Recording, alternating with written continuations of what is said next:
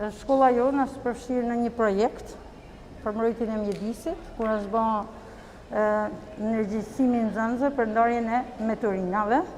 Besoj që ky projekt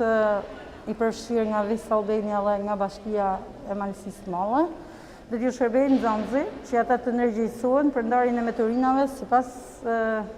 plastik, letër, metal, qelç, dhe ky sensibilizim shërbejnë edhe për tjerët, jo vetëm për nxënësit brenda shkollës. Mjedisi është shumë i rëndësishëm, është i rëndësishëm për gjithë, prandaj edhe ne duhet i kushtojmë sa më shumë rëndësi dhe kemi sa më afër që mjedisi na shërbejnë ne edhe ne t'i shërbejmë atij. Shkollën tonë, në fakt, na kena bashkëpunuar me VIS Albanian në këtë projekt, edhe ka marrë edhe workshope në të cilët nxënësit kanë bërë ndarjen e meturinave dhe riciklimin e mbetjeve të ndryshme. Kështu që besoj se nxënësit pak a shumë janë të ndërgjegjësuar, por patjetër që kjo i shërben edhe më shumë, edhe shkollës, edhe higjienës shkollës. Kështu që gjithmonë projektet janë të mirëpritura edhe për mjedisin edhe për çdo gjë që është në mirë të komunitetit edhe të nxënësve. Jemi sot në Gjimnazi në Sherif Hoxha në Koplik për të dorëzuar 2 sete koshash për grumbullimin e mbetjeve në 4 rryma, të financuara nga Bashkimi Evropian në kuadër të projektit Greenlands. Projekti Greenlands parashikon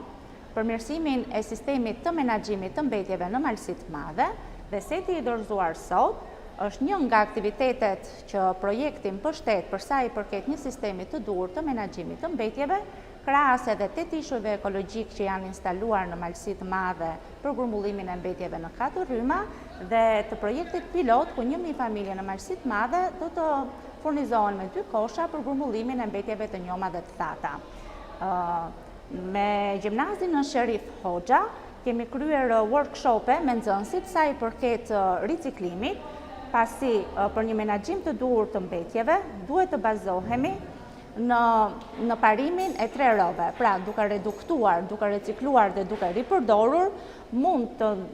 ndikojmë për një mbrojtje sa më të mirë mjedisore, por edhe duke ulur shfrytëzimin e panevojshëm të burimeve natyrore.